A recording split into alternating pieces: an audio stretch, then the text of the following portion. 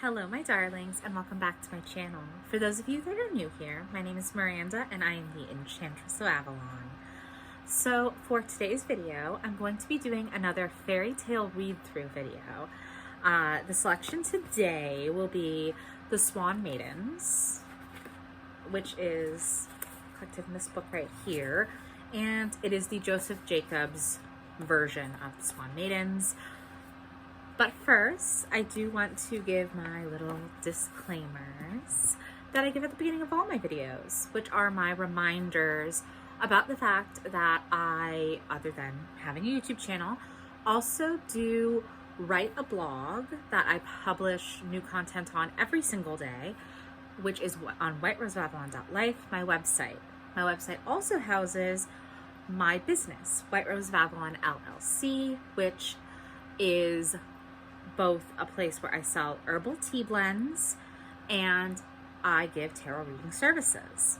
So if you're interested in any of that, you can click on the links right below. They're always in the description box, and they're also on my channel page if that is easier for you to access. And beyond that, I do want to also remind everyone, if you are new or you haven't seen recent videos where I've mentioned this, I am going to be launching my first ever online class, and it is on the Fairy Queen Melusine.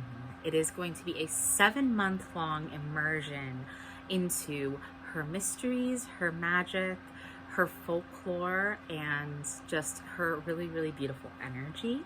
So if you're interested in that, there's information about that on my website, of course, and relatively soon you'll also see the actual description of exactly what the class is going to be come out.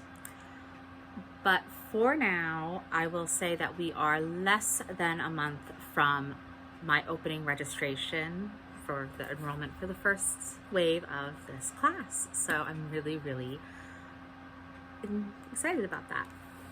Now, on to the content of this video, which is just, like I said, going to be a read-through of The Swan Maidens by Joseph Jacobs, and then I might discuss a little bit of the information in the actual story.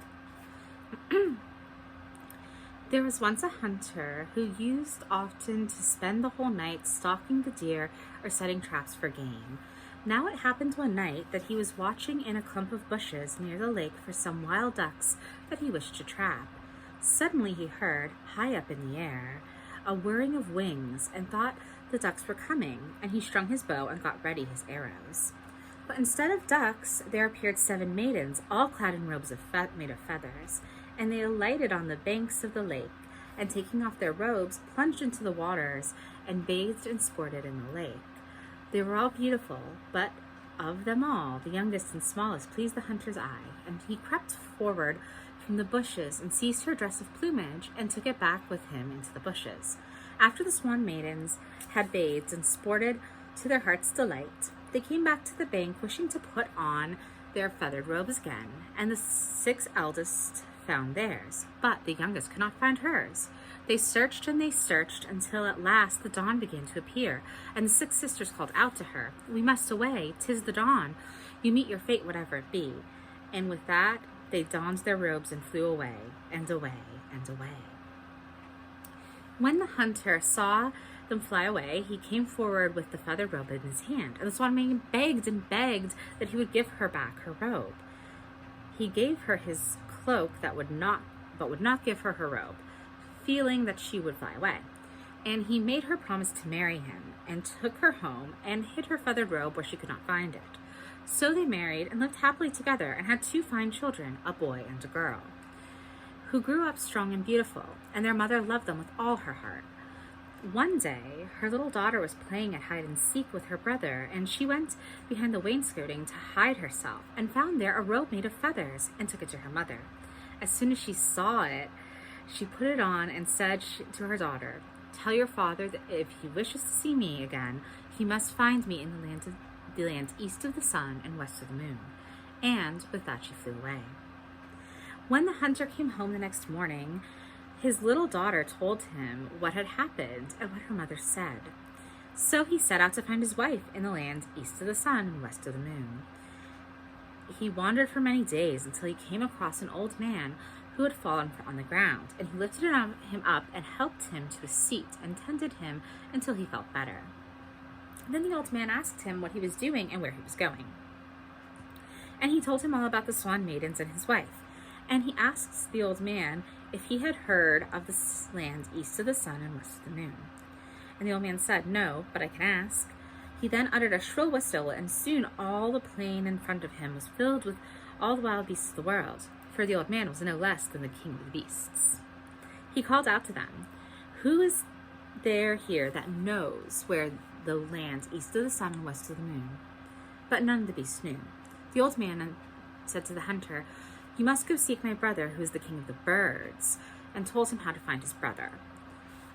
After a time, he found the king of the birds and told him what he wanted. So the king of the birds whistled loud and shrill, and soon the sky was darkened with all the birds of the air who came around him. Then he asked, "Which of you knows where is the land east of the sun and west of the moon?" And none answered. And the king of the birds said, "Then you must consult my brother, the king of the fishes." And he told him how to find him. And the hunter went on and went on and went on until he came to the king of the fishes, and he told him what he wanted.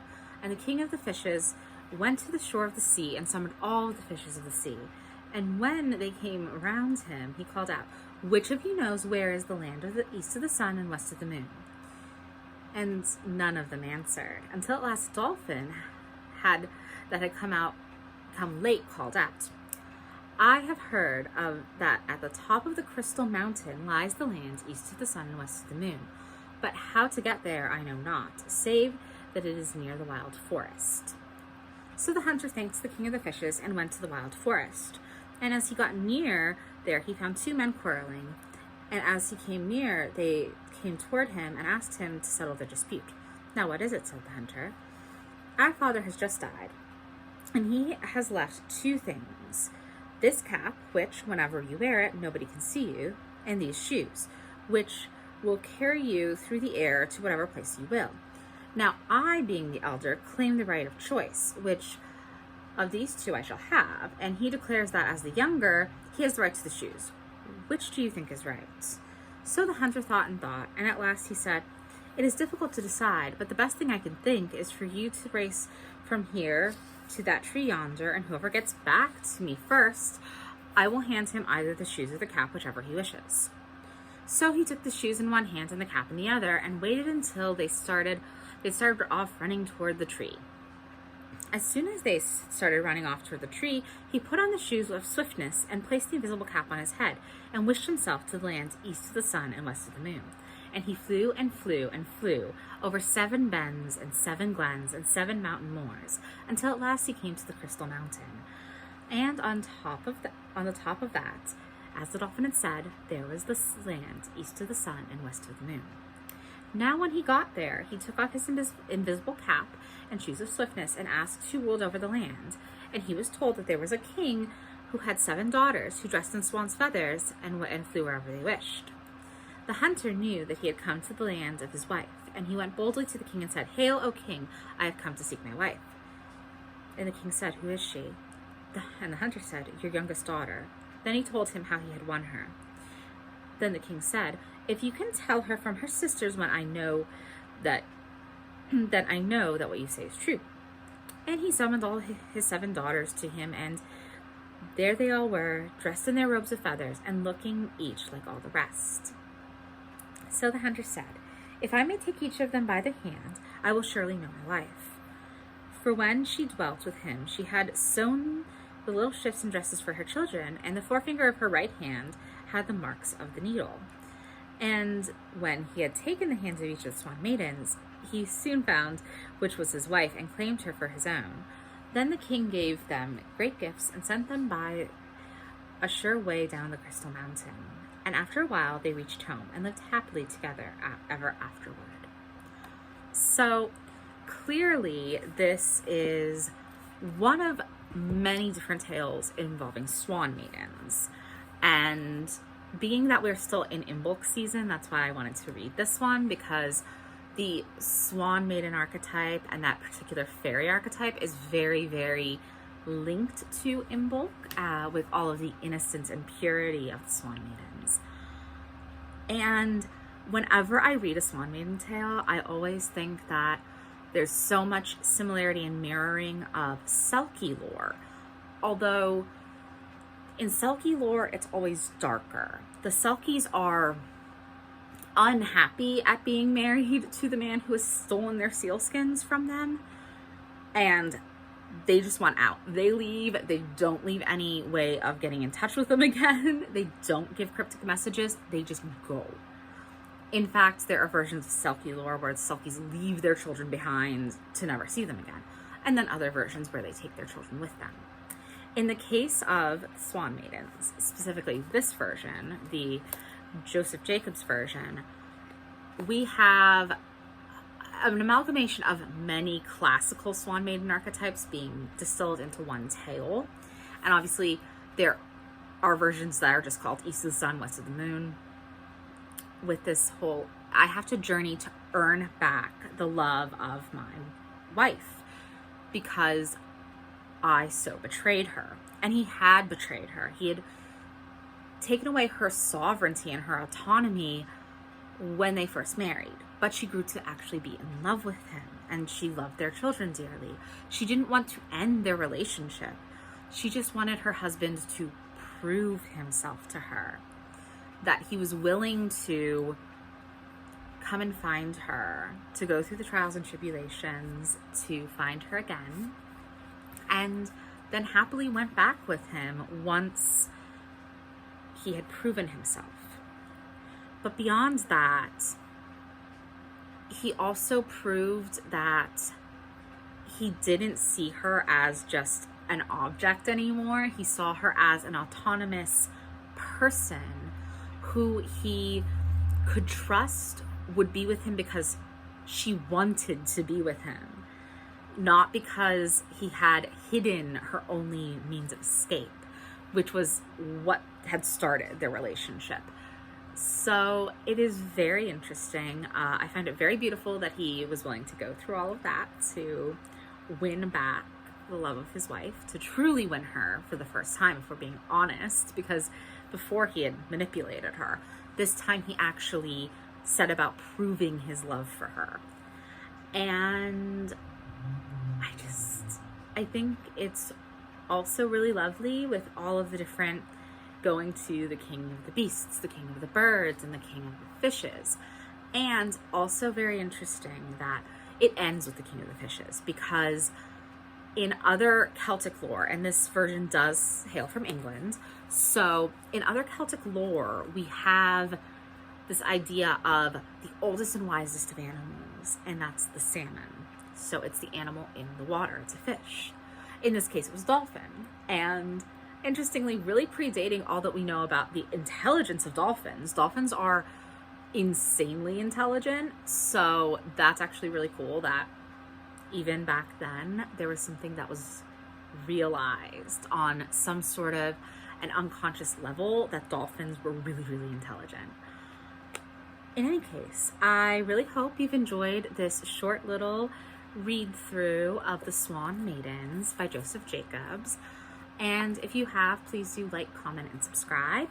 And again, check out my blog, check out my shop if you're interested in ordering a tarot reading or getting an enchanted herbal tea blend from me, or even in possibly signing up for the Melusine Mysteries when it launches in a few weeks.